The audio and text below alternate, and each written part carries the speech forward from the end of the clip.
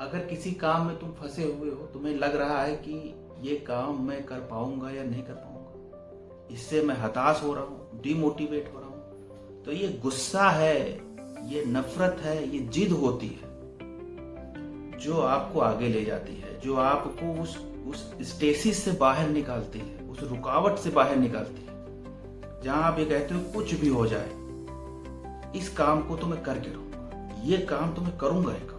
शरीर से परेशान हो, कई सारी बीमारियां हैं, आप नहीं चल पा रहे हो, नहीं कुछ कर पा रहे हो, उस समय भी गुस्सा कर सकते। उस समय ये गुस्सा, ये जिद जो आपकी होती है, ये आपको की स्थिति कितनी भी गड़बड़ है, कितनी भी शारीरिक रूप से आप कमजोर हो चुके हैं, लेकिन आप में एक बल देता है, एक ऊर्जा देता है। तो हेल्थ इश्यूज तो ऐसे होते हैं कि व्यक्ति शरीर से तो परेशान होता ही होता है, लेकिन जब वो शरीर से परेशान हो रहा होता है ना, तो मानसिक उसकी जो एक्सपेक्टेशंस हैं, जो उसकी आशाएं हैं, जो उसके सपने हैं, वो अपने आप धीरे धीरे धीरे धीरे बुझने लगते हैं, धीरे धीरे धीरे वो कम पड़ने लगते हैं।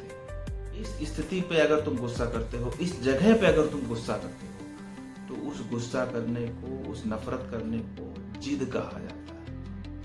काम को पूरा करने की ललक कही जाती है, उसको डेडिकेशन कहते हैं।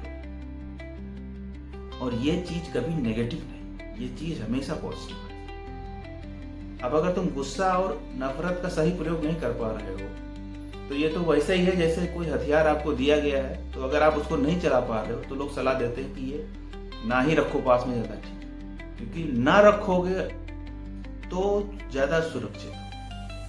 अगर गलत प्रयोग करोगे तो असुरक्षित रहो। अगर गुस्सा है तुम्हारे पास, तो इसका मतलब ये नहीं है कि हर आते जाते व्यक्ति पे तुम गुस्सा करो, हर ऐसे व्यक्ति पर गुस्सा करो, हर ऐसे विचार पे, हर ऐसे काम पे गुस्सा करो जो तुम्हें पसंद नहीं है या जो तुम्हारे अपोजिट है। ऐसा करके क्या कर लोगे? ऐसा करके हमेशा अपना नुकसान करो।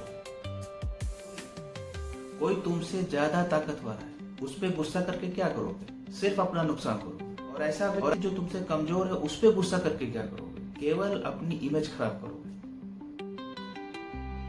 तो अगर तुम अपना नुकसान कर रहे हो, अगर तुम्हारी गुस्से से, अगर तुम्हारी नफरत से तुम्हारा नुकसान हो रहा है, तो ऐसी चीज को क्यों यूज करना?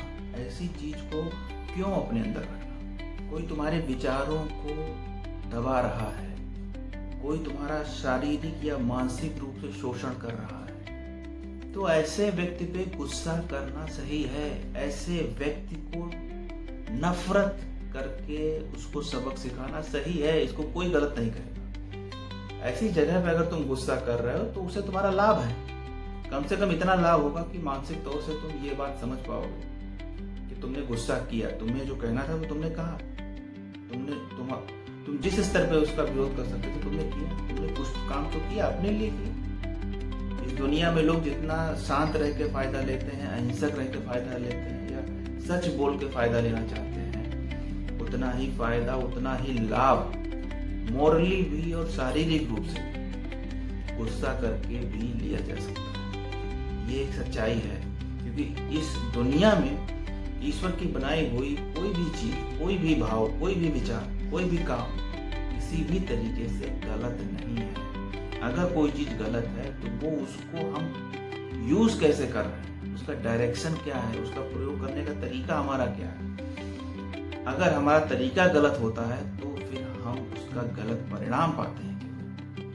और परिणाम गलत होने से ये कभी बात नहीं होती है कि जिस चीज को हम नहीं प्रयोग कर पाए, जिस चीज का यूज हमको नहीं पता था, वो चीज ही गड़बड़ है, वो विचार ही गड़बड़ है।